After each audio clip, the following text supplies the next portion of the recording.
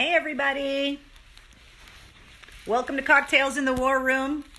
I'm Mistress Carrie, and every night at 8:30 we get together while we are locked down in the house, and we hang out for the day, talk about what's going on, talk about music, talk about what's going on in the world, and basically keep ourselves from going absolutely batshit crazy locked up in our houses by ourselves. So thank you guys for hanging out with me. Hey Denny, what's going on? Hey Amber, hey Rick, hi Monica. So we do it every night at 8:30. This is what we do. We get together, we have a cocktail.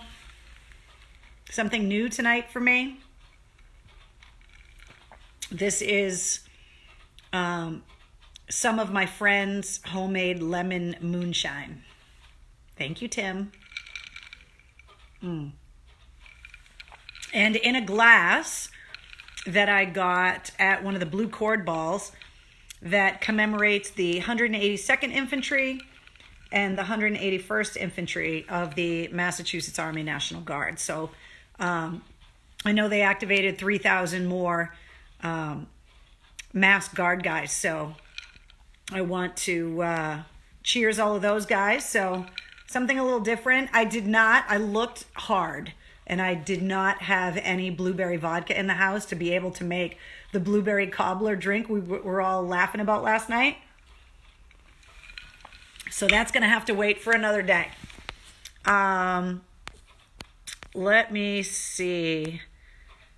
Jeff says, had espresso tonight. It was yummy. Kathy says, hey, Carrie, nice jacket.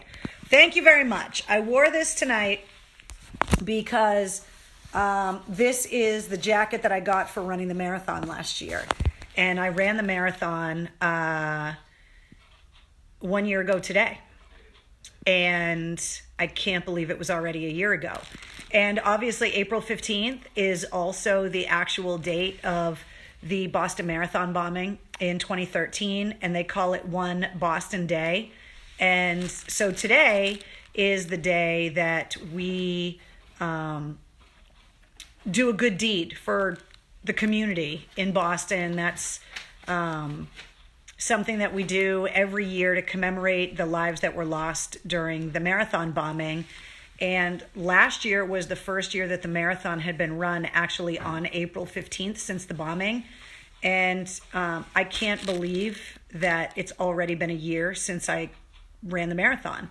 And I wanted to wear the jacket tonight because you guys were such a huge part of me not only raising the money for the home base program, because we raised, I think, over $17,000, but also because there were so many of you along the route. Even though the weather sucked last year and it poured rain in the morning and it was cold and it was windy, and then the sun came out and it got really hot, and then it got cold and windy again. I mean, we basically went through all of the seasons in New England during the marathon last year. But even when the weather was at its worst, even when it was pouring, even when it was windy and cold, you guys were out there cheering me on. And I wouldn't have finished without you guys. And so I wanted to wear this jacket tonight, not only in honor of those that were injured and killed in 2013, but also in support of all of the marathon runners from this year who have to wait until September to run the marathon. And I can't imagine having trained all winter, because when it's so funny now that I've run the marathon, I look at it completely different. I remember driving in the winter in the snow and seeing hardos out running, and I would make fun of them and be like, all right, hardo, just get a treadmill. You don't need to be out on the road. And now, knowing that in order to be a New England runner and to take part in the marathon, you have to train all winter. And when you get into the long runs, the 12 milers, the 14 milers, the 16 milers, you're not doing those runs on a treadmill because you'll literally go insane trying to do 16 miles on a treadmill. It would just be awful. And so those are the people that you see running in January that you make fun of when you drive by them. You're like, okay, Hardo, how you doing? Those are the people that run all winter getting ready to run the Boston Marathon in April. And it breaks my heart that all of those runners ran all winter in the freezing cold, in the snow. They got up on the shortest days of the year with no extra daylight and got out there and got their runs in. And now they're going to have to keep their momentum going, and they're going to have to do all of those runs all summer in the heat of the summer to be able to still run the marathon come September. I would be heartbroken if that were me. So I wanted to wear this. I would have worn the medal, but I mounted it in a shadow box and it's hanging up downstairs. So I wasn't going to pull it off the wall, but I wanted to wear this jacket to just show my support for all of the runners. So if you are running the 2020 Boston Marathon, I will make you this promise. It doesn't matter when you run it. Patriots Day, whether it's in September, I will promise you that we will all be there cheering you on and helping you finish. Because you're going to need the crowd there. And having been someone that for years broadcasted live from the finish line, including the year of the bombing, and was lucky enough to leave within the hour of the bombing and made it back just in time to the radio station, to not only avoid the bombs, obviously, but to be able to be on the air breaking the story about it. But that I start talking about it and I start getting... But having been somebody that was at the finish line, part of the crowd for years and years and years when I was in college, cheering on the runners, and now having run the marathon myself, I know what the marathoners say when they say that the crowd gets you to the finish line. And it is 100% true. If the crowd of the marathon was not there, so many of those people would not finish. And so I'm just making all of the runners the promise. I don't care what the weather is. I don't care if it's pouring. I don't care if it's freezing. I don't care if it's 100 degrees. We're going to be there on marathon day to help you guys all finish. So if you guys could cheers with me tonight to all the runners that are running the 2020 Boston Marathon, that are waiting it out all summer. Cheers to you guys, and Boston will be there, and we love you. So cheers. Mike says, I don't think the marathon will happen this year. Cities are saying absolutely no sports until next year. Well, I wanted to talk about that tonight because the mayor of Los Angeles is saying that concerts and sporting events might not be allowed until 2021. Mayor de Blasio in New York has kind of echoed the same thing, but obviously no one has made any determination about that city to city. It definitely has not been decided in Boston, and it's only the middle of April right now. So I am going to choose to stay positive and to have the marathon to look forward to, and just be like, you know what? We're going to get through this, and I want to have the marathon to look forward to. It's the longest running marathon in the world. I do not want it canceled. So I am going to stay on the positive side and say, yes, there will be a 2020 Boston Marathon. It's happening in September, and that we will all be there to cheer on the runners because they are going to need us. So that's why I wanted to wear this jacket tonight, to commemorate not only one of the hardest things I've ever done in my life, which was finish the Boston Marathon, but to commemorate all of you guys, because you guys helped me achieve something that I never in a million years thought I would be able to. I checked something off of my bucket list that I thought was going to be there forever. I had done the Tough Ruck 4 times, which is usually the day before the Boston Marathon, and I've done that 4 times. But to be able to do the marathon, I just couldn't have done it without you guys. I really couldn't. I was watching some of the videos, because it happened a year ago today. All of that stuff came back up on my Facebook timeline and all of the videos, and it just brought me back, and got me thinking about what an emotional experience that was for me. And To anybody, have you guys run the marathon? Have any of you guys run the marathon? Can you chime in on this and make it so that I'm not the only one that's saying that the crowd helps you finish? Because I 100% believe that. And it just turning onto Hereford off of Com Ave and then making that left onto Boylston Street, like, I will just never forget that moment ever in my life. And I'll never do it again. People have said, oh, you did it once, you should do it again. No, I'll never do it again. I'll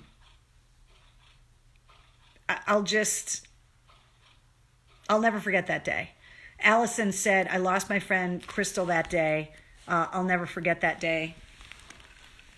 Allison, for you, for Crystal, the whole city mourns with you. And we miss them all so much. And it's been 7 years, but it feels like it was yesterday. I mean, that whole day, the year of the bombs, I remember getting back to the radio station at like 2:45, 20 minutes of 3, because we were down at Lear on Boylston Street. And I remember Mike Shue going, there's bombs going off at the marathon?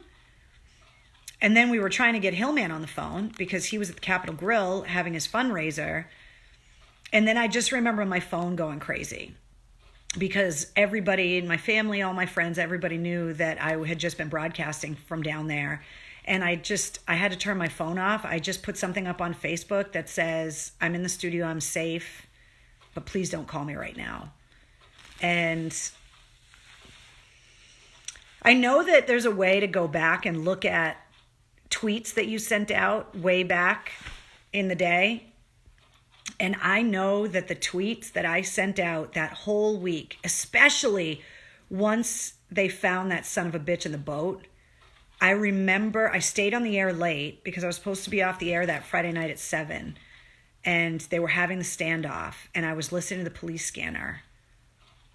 And I told my boss, I said, there's just no way in hell. Like, I'm the one that had to break the story live on the air that the bombs had gone off. I am not leaving until I can say that that guy is either arrested or dead. And I remember begging the cops in Watertown to crank the radio up.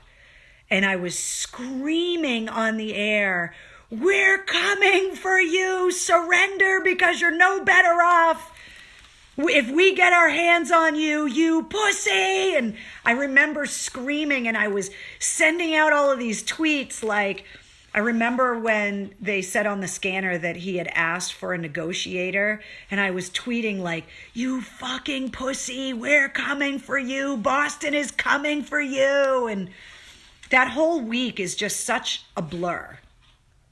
And I have never been so heartbroken for my city and so proud of my city at the same time. Just the way that everyone came together and the way people reacted, all of the first responders. I mean, there's always first responders, police officers, firefighters, paramedics. There's always doctors and nurses. All of that staff is always at the finish line of the Boston Marathon. But one thing that I think people always forget is that because Massachusetts with civil service gives veterans preference, so many of our first responders are battle tested because they're veterans.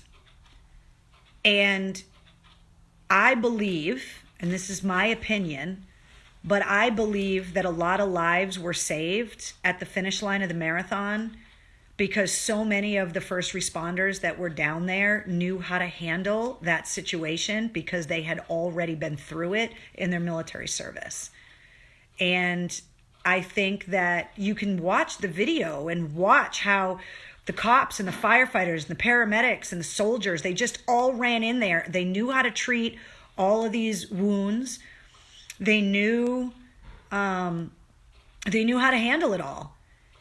And it was so surreal for me last year to run down Boylston Street and to run by the memorials that were still under construction and to see my family standing in front of Marathon Sports. My family was literally standing where the first bomb went off.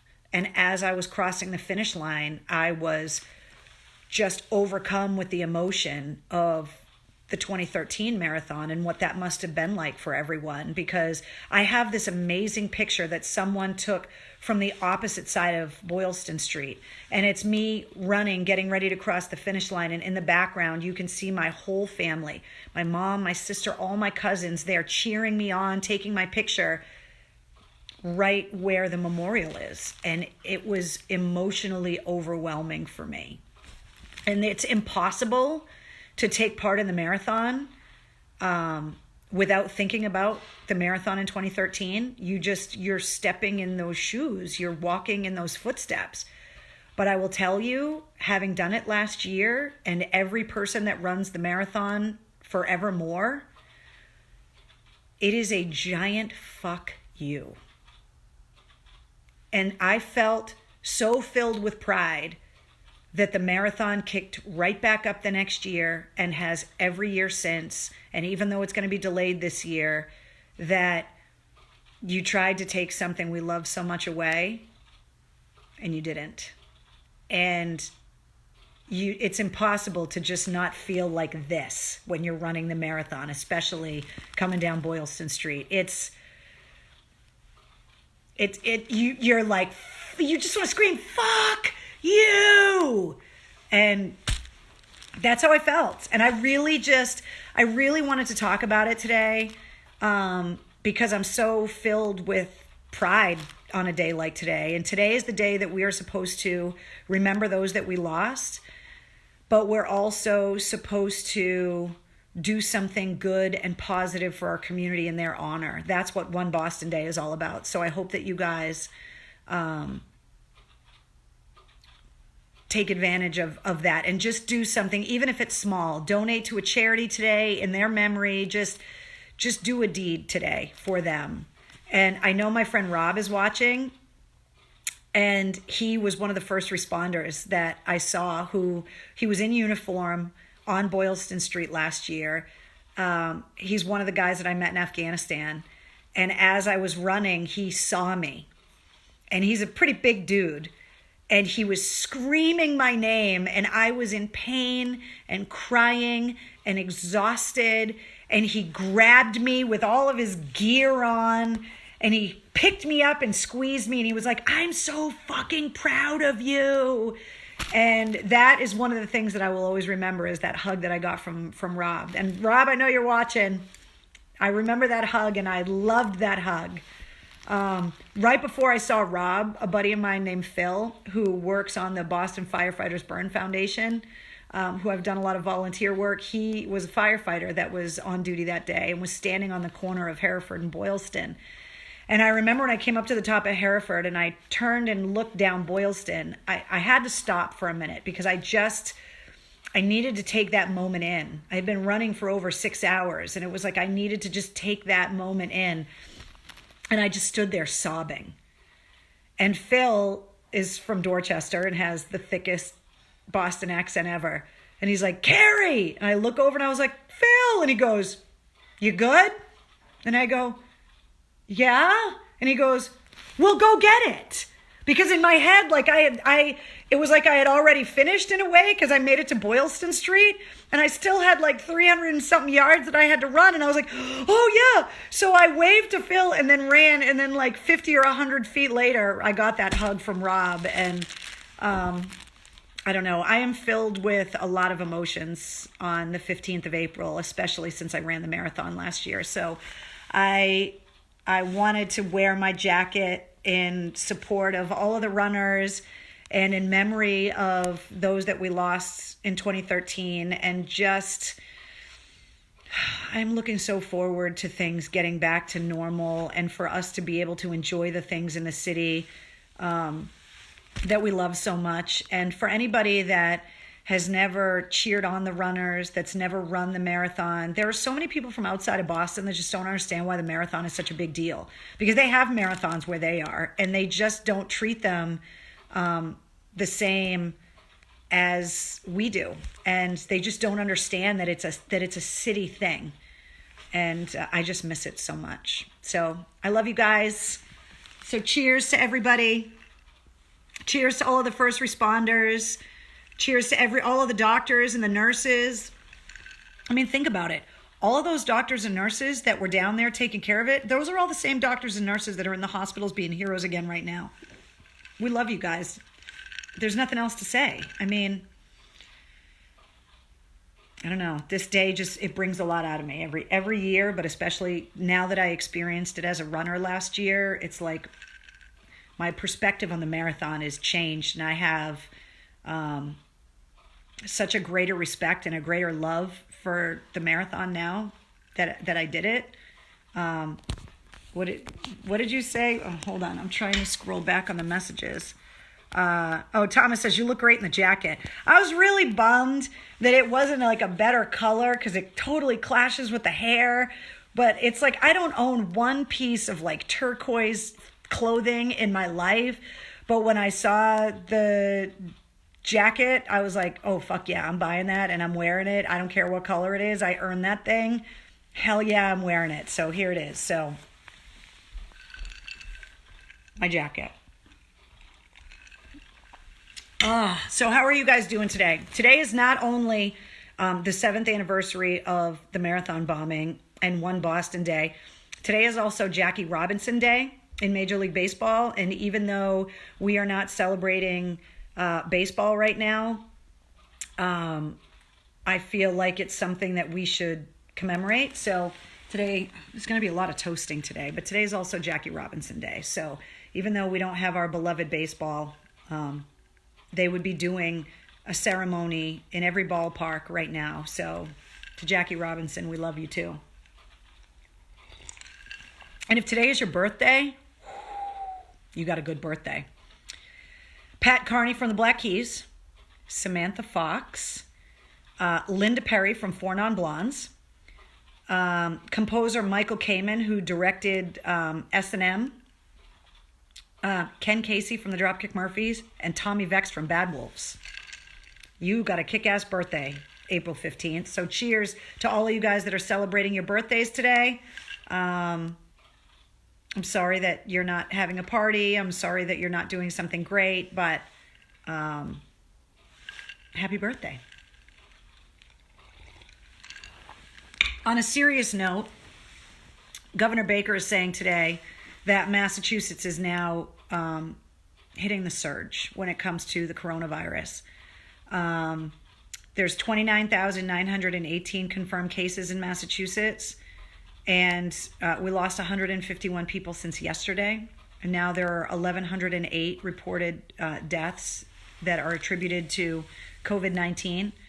So we know now that as the numbers are ramping up and as things, we know that, you know, the next week to 10 days are going to be really tough.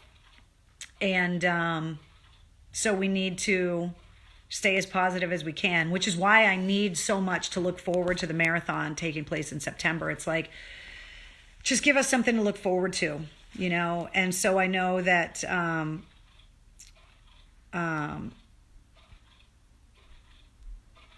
you know, that we just need to stay focused. Sorry, Terrence commented and said 4,300 have recovered in Massachusetts, which the press won't say.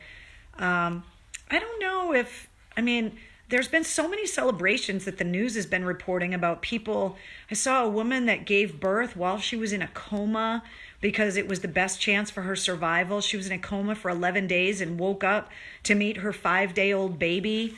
The over 100-year-old veterans that are surviving. And I feel like the news is focusing so much on how many cases and how many people have died because there are so many people that still aren't taking this seriously. I think here we are, but I think there's a lot of states down south and in the Midwest where they're still not taking it seriously. And they're like, you know, because word got out so early that You had to, that it was that it was dangerous for old people or dangerous for people that were immunocompromised. And every day there are more stories of people that aren't immunocompromised, that are young and in shape, that got sick too.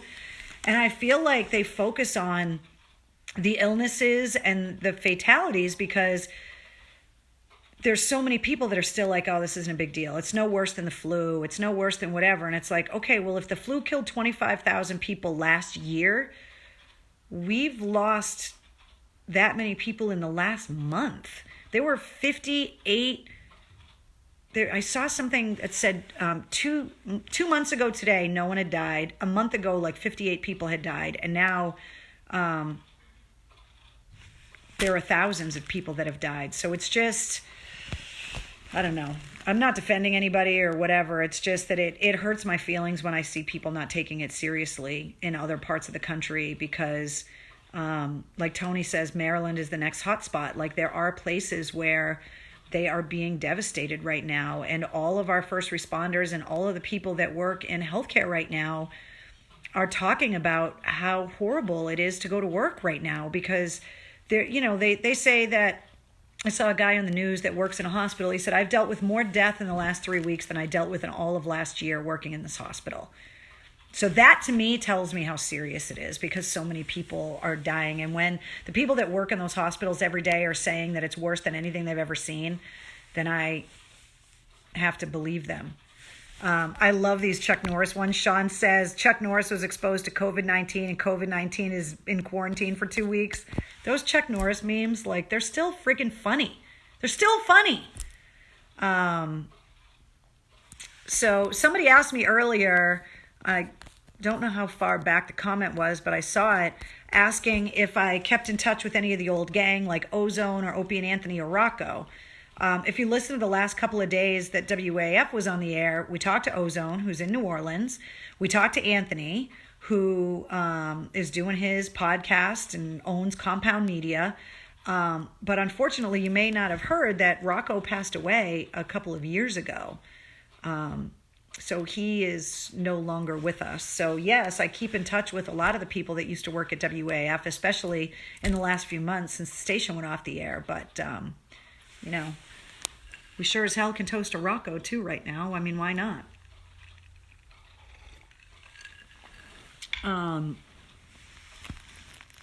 Let's see.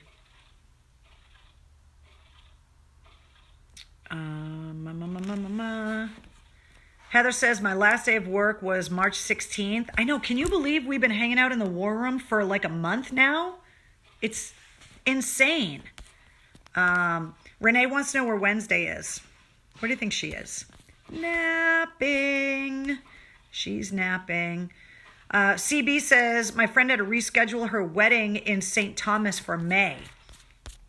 The wedding is in May, or she rescheduled it to May because I don't know if that's going to happen in May.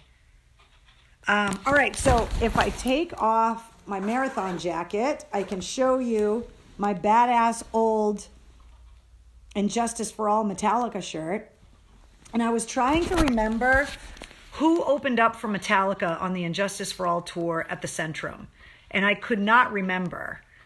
But do you guys remember Metallica, Worcester Centrum, Injustice for All tour? Do you remember who opened up for them? Because I couldn't remember. I know that Soundgarden opened up for Guns N' Roses. I believe it was that year. But Kimberly says the days are all blurring together. The years are all blurring together. And the concerts are all blurring together because I couldn't remember who opened up for Metallica that night. So you guys will have to comment on it. Stu says we would have been flying home from Key West tonight. Oh. Richard says the print is backwards. Yes, I know. All of the writing for everything is backwards. Otherwise, I wouldn't be able to read your comments.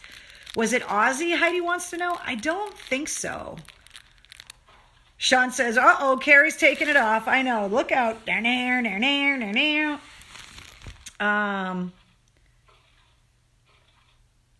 don't know. We're going to have to figure it out. Somebody's got to Google it. And Justice for All tour at the Centrum, Metallica. Now take off the Metallica shirt, Michael says. Hell no. Was it Queensryche? Kim says it might have been. Was it when Queensryche did the entire Operation Mindcrime album on the Empire tour? Does that sound right? It might have been. Yes, Jay. Jay says too. Roger says Faith No More. No, Faith No More opened up for the Metallica Guns N' Roses stadium tour that they played at the old Foxborough Stadium. John says in Providence it was Queensryche. Yeah, I think you guys are right. I think that was the tour where they had released Empire and they did the entire Operation Mindcrime album in its entirety. Yes, Terrence says Queensryche was the opener for Metallica in 1989. Yep, okay, so we figured it out. So I wore this Metallica shirt for a couple of reasons. One, because it's Michael Kamen's birthday and he conducted the San Francisco Symphony Orchestra for S&M, but also because my artifact from the War Room tonight is Metallica related. And I need another drink because this story is ridiculous. And it involves Sully from Godsmack, who I talked to today. So I don't know if he's watching, but what's up, Sully? We caught up on the phone today, talked for a while. He is working on that Hometown Sessions show that debuted last night on YouTube, and it's going to have a new episode every Tuesday and Thursday. We're trying to figure out a way for maybe me to go on it while we're social distancing, so we're trying to figure that out. But it was cool to catch up with Sully today and kind of see how he was doing, and he's just kind of holed up in the house and just kind of chilling and working on this Hometown Sessions show that he's doing on YouTube. So if you haven't seen it yet, the first episode was last night and you could check it out. So in the War Room, I have a lot of artifacts, and then I have a lot of books as well. I've got some old books that were given to me. I've got a few books from some veterans that I know that actually wrote the books. And then there are some newer books that were gifted to me. And this book, it's a sniper book. It says, The Ultimate Sniper, an Advanced Training Manual for Military and Police Snipers. And it is by Major John L. Plaster, U.S. Army retired. And the story behind this book, you are going to think is absolutely ludicrous. And I promise you it's a true story. I don't even know if Sully knows the whole part of the story. So if he's watching, he's going to get a pretty good laugh at it.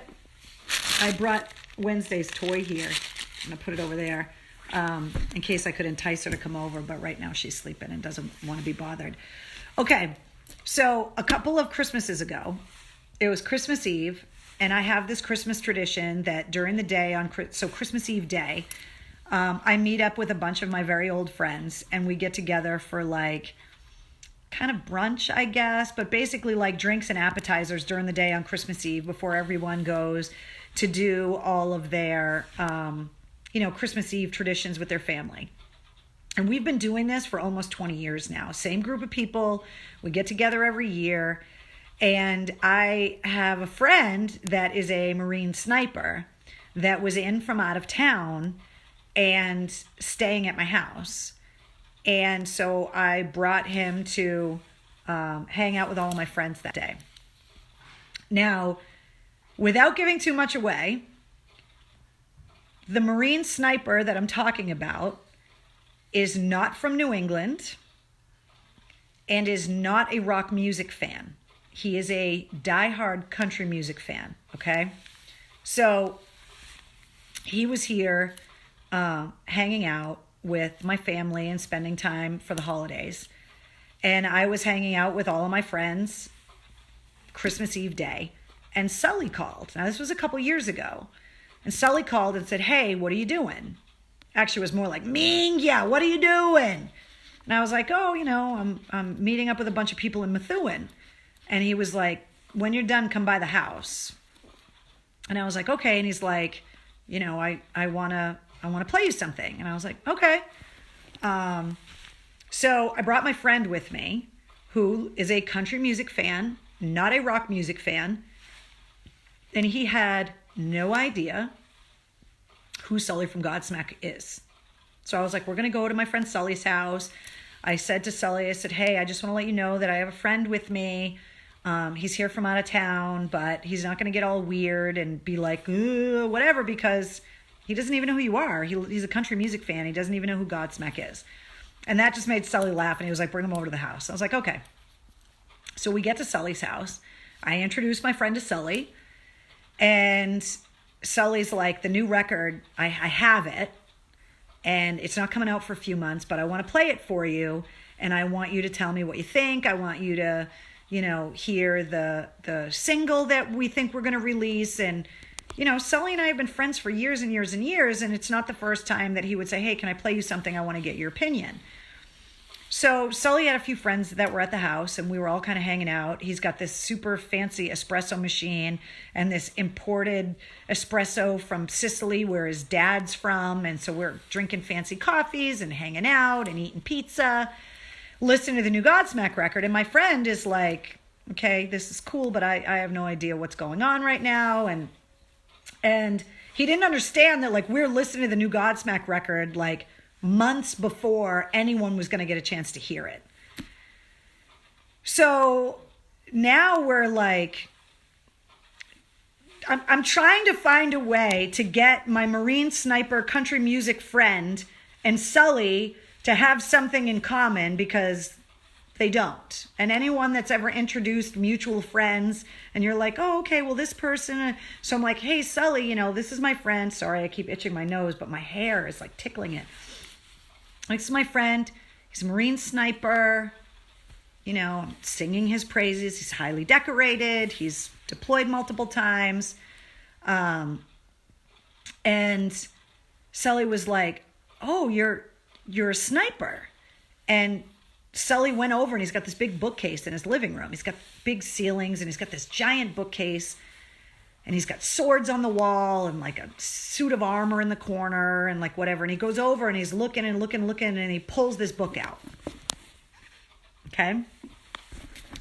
And he says that this book came from James Hetfield.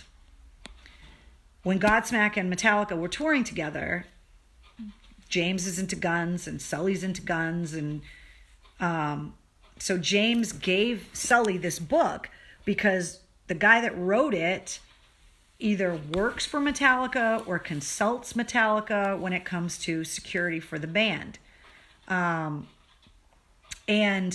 so the guy that wrote it gave a copy to James. James gave a copy to Sully. Sully kept the book. And now my friend, the Marine Sniper, is in Sully's house. And Sully's like, oh, James Hetfield gave me this book. Here, take this book. And I was like, oh, that's really cool, And so my friend took the book and was like, oh, thank you very much. And, whatever. So anyway, we finished hanging out, and it's Christmas Eve day. It's late in the afternoon. And I was like, all right, I got to get home. I got family stuff to do, whatever. So we get in the car. I swear to you, this is true. We get in the car to leave Sully's house. And my friend is holding this book. And he throws it in the back seat, and he's pissed, like he's mad. And I was like, what is your problem? Like, thanks for coming with me. I know you may not love the music, but I'm really, psyched that you got to meet Sully and we got to listen to the new record, which is going to be awesome. And he was like, I can't believe he thinks I'm a shitty sniper. And I was like, what are you talking about? And he was like, he obviously doesn't think I'm a good sniper because he gave me an instruction book on how to be a sniper. He's like, I'm a goddamn Marine Sniper. Like, we wrote half the shit that's in that book. Why is he giving me an instruction manual on how to be a sniper? And I'm looking at him and I'm like, you are such an asshole. He doesn't think that you're a shitty sniper, you dumbass. He's giving it to you because it means something to him. And he met an actual real life sniper. And he's like, James Hetfield, who's one of his idols, gave me this book. And now I'm giving it to you because there was admiration for your service. And And my friend is like, oh, I totally didn't take it that way. And I'm like, are you friggin' kidding me right now? And he was like, I totally didn't take it that way. Now, he had only met Sully briefly. I mean, we were at the house for maybe an hour and a half. They were talking guns a little bit, whatever. But he was like, I totally did not take it. He goes, I thought he was giving me this book like, hey, here's some tips that you could learn from or whatever. And I was like, you are the biggest idiot on the planet. No, like, you totally, exactly, Walter. He totally missed the point. Like Tony's saying, in his defense, he didn't know that. Like, now I get it, but Jeff says no one said Marines are smart. But like, it just went right over his head that Sully was like giving him something as a gift, like trying to like bond with him, or like, it just was the most ridiculous thing ever. So anyway, we got back to my house, and the book, my friend was like, you know what? Like, this book belongs in the war room because it's such a ridiculous story. So it sits on the bookcase in the war room because it has such a ridiculous story, and how it came into my possession from the guy that wrote it, to James Hetfield, to Sully from Godsmack, to my friend the Marine Sniper, to me. And the book it still makes me laugh. I make fun of my friend about it all the time. Now, what's funny is that after Sully gave him the book, Sully was like, now I want to show you my guns. And so the two of them start talking about scopes and guns and this and that and whatever. And I thought everything was fine until we got in the car, and then he's like, no, I'm pissed about the book. And it makes me laugh so hard because it's so ridiculous. But I wanted to tell you guys that story because it involves a military friend of mine and a couple of badass rock stars at the same time. So I guess the description on the back of the book says, this may be the only military police sniping and long-distance precision shooting guide you will ever need.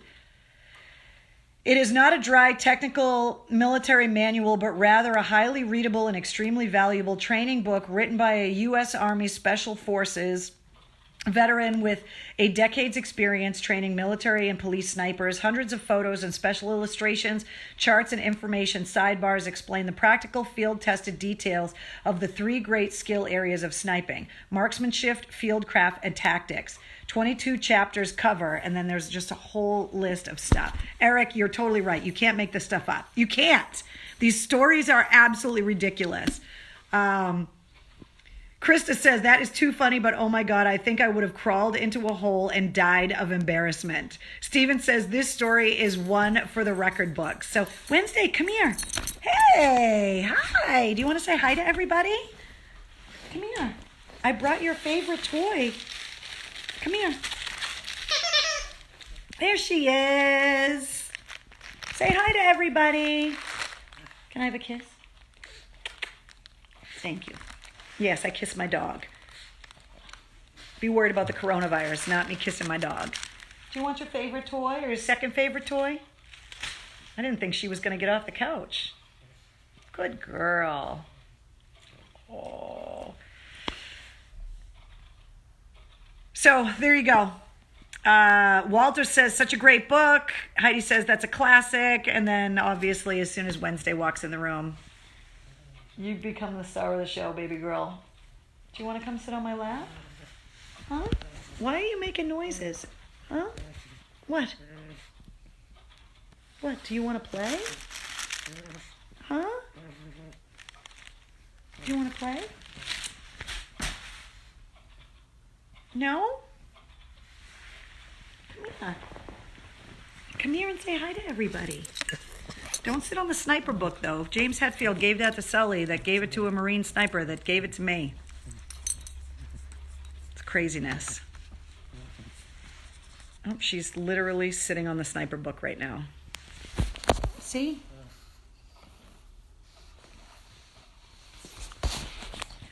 She's shivering like she's cold. It's very weird. Come here, baby girl. You can sit on my lap. It's okay. It's okay. So I thought you guys would enjoy that story. So it's pretty funny.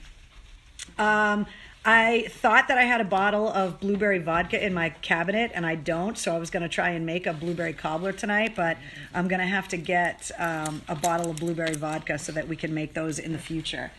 But, hey, Wednesday, do you want to help me pick out a drink out of this book? Huh? What are you doing? You can't sit on the book. Don't sit on the book. But you can hang out with me if you want. Right? What are you doing? All right, here we go. Our drink recipe tonight out of the American Bartender's Handbook is a French whore. Interesting. This is pretty easy. It's an ounce of cognac and an ounce of Tia Maria. Mix the cognac and the Tia Maria in an old-fashioned glass and serve. That's easy. That's called a French whore. So, Karina says Wednesday is offended by that story. That's why she's shaking. Yeah. Keith says maybe something spooked her. Yeah, she does not like all of the big delivery trucks that have been going around and all of the extra noise. She's not a fan of big loud noises and big trucks. They have scared her since she was a little itty bitty puppy, and it is just, and it's Wednesday, Tom says. See? So it's her day. Every week it's her day.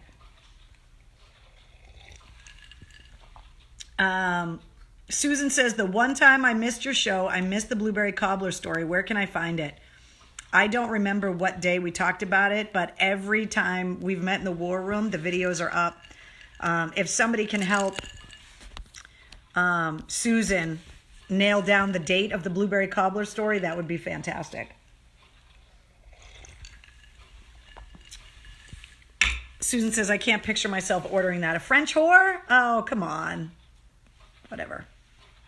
So anyway, I thought you guys would get a kick out of that War Room story, the French whore drink recipe. Wednesday made an appearance tonight. Don't forget tomorrow night, Sully's Hometown Sessions. You can see it on YouTube. You'll be able to check that out tomorrow. New episodes every Tuesday and Thursday, and possibly with me, if we can figure it out, which would be really cool. So I will let you know if we're going to pull that off for sure, and when you'll be able to watch when I'm going to be on, which is pretty cool. So, so today, obviously, stay positive. We're trying to all be positive and do the right thing. But with it being the 7th anniversary of the marathon bombing and one Boston Day here in Boston, you know, just a gesture of some kind that you can do. Reach out to somebody, just some act of kindness that you can do today. That's the whole point of one Boston Day. So just do something like that today.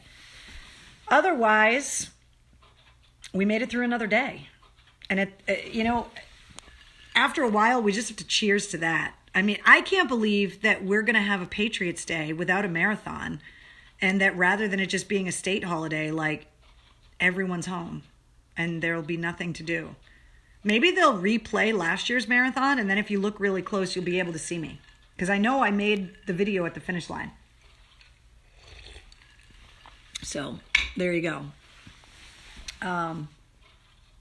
Thank you guys for hanging out with me every night. I know I tell you this every night, but it really means a lot that you guys are, you know, always chilling with me, making me feel like I'm not going crazy in here by myself, and that you appreciate all the ridiculous stories that I have to tell you. Jeff, exactly right. Take it day by day.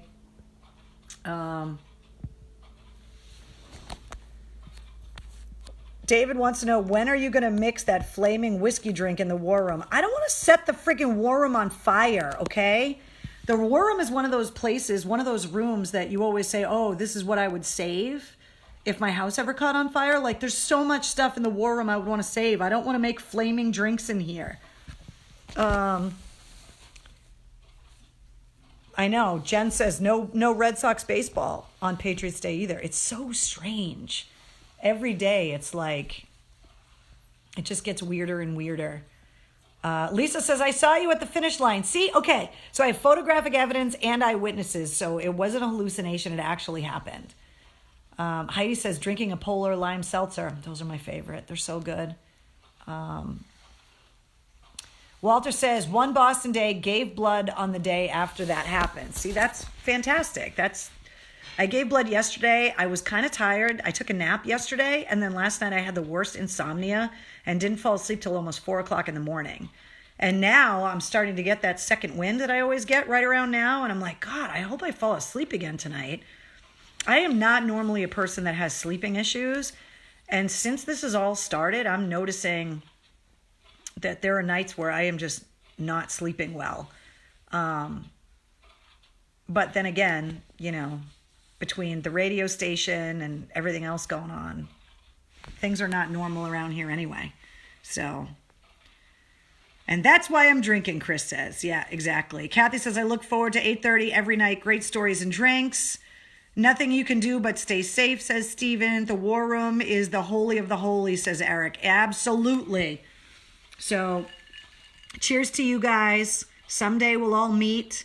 But until that happens, we'll just get together every night at 8:30 in the War Room and we'll hang out. And then one of these days, I don't know when it's going to be, but one of these days we are going to get together and we're going to do that charity event that we all promised that we would go to. And we're going to laugh this whole thing off. And until then, thank you to everybody that's working, all the essential workers, everybody in healthcare. You guys are brave and selfless. Keep up the good work. To everyone that has gotten sick and recovered, thank you for helping us stay positive and know that it's not the end of the world, that it is possible to get better. And to everyone that is mourning the loss of a loved one, especially on this somber anniversary in Boston, we're thinking of you. And we would give you a big hug if we could. But until then, we'll just tell you that we love you. I'll see you guys tomorrow. Cheers. Lemon moonshine. Delicious.